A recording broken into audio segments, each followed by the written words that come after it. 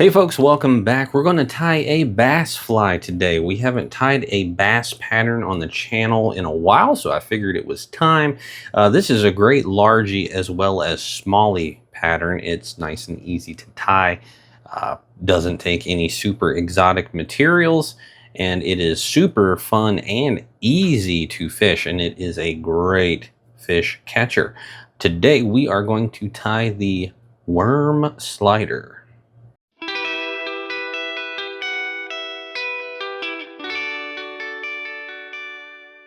Let's get started on this guy. You can use any type of offset bass style hook. I'm using just a round here. You can use about any of them. You do kind of want this thing to ride hook point up. And if you want, you can come in here and tie on a weed guard, or you can tie these on hooks that already have weed guards. But that's all you're going to need, and you can pick these hooks up at a big box store or anywhere that has, basic sporting goods. So easy breezy. I also went ahead and installed a cone here. You can use a cone of choice. You can also use dumbbell eyes if you want, but a cone works just fine.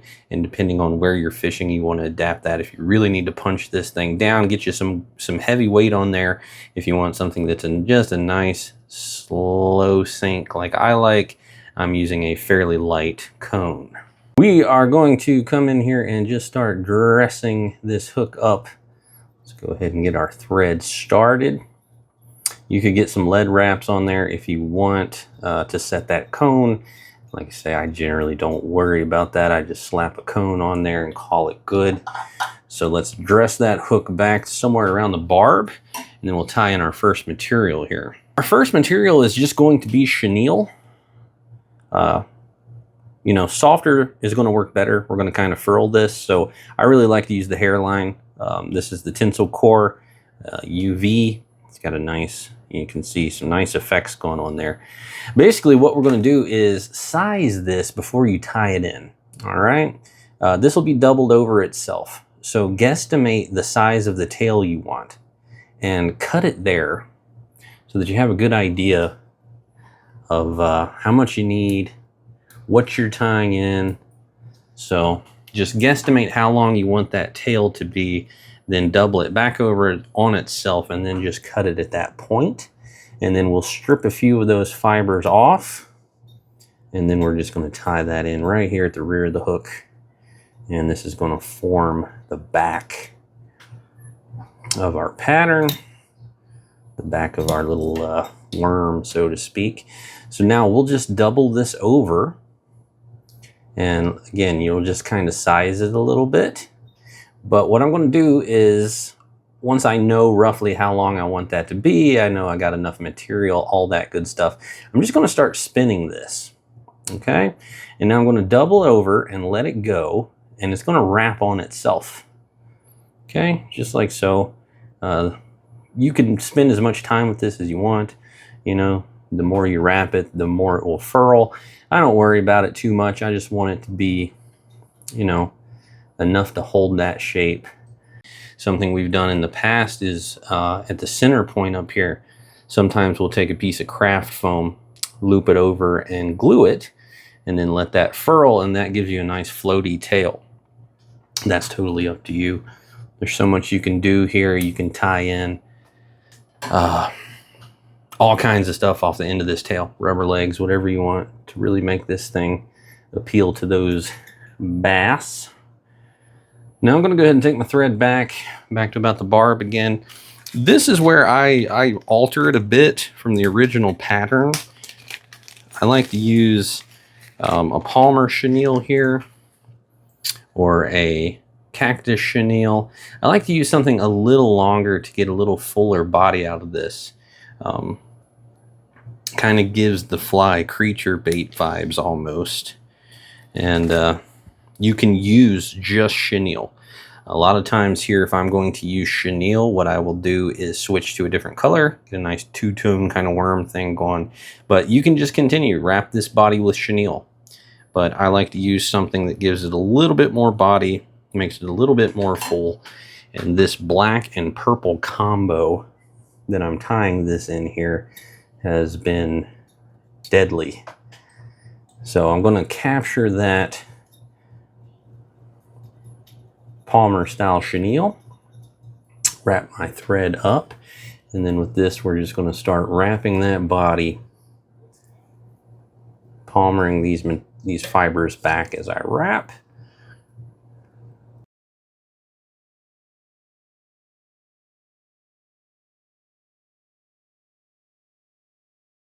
All right, once we've got to this point, even if you're using chenille, you're still going to do this step. I've stopped short of, the cone, and I'm going to capture that and wrap it off, because we've got some more stuff we're going to tie in here. And what we're going to tie in is some rubber legs. And you can be as generous here as you want, or you can be a little bit more sparse with them. But I'm going to capture big hank of those rubber legs on my side, and then I am going to turn it, and I am going to capture another big hank on the far side.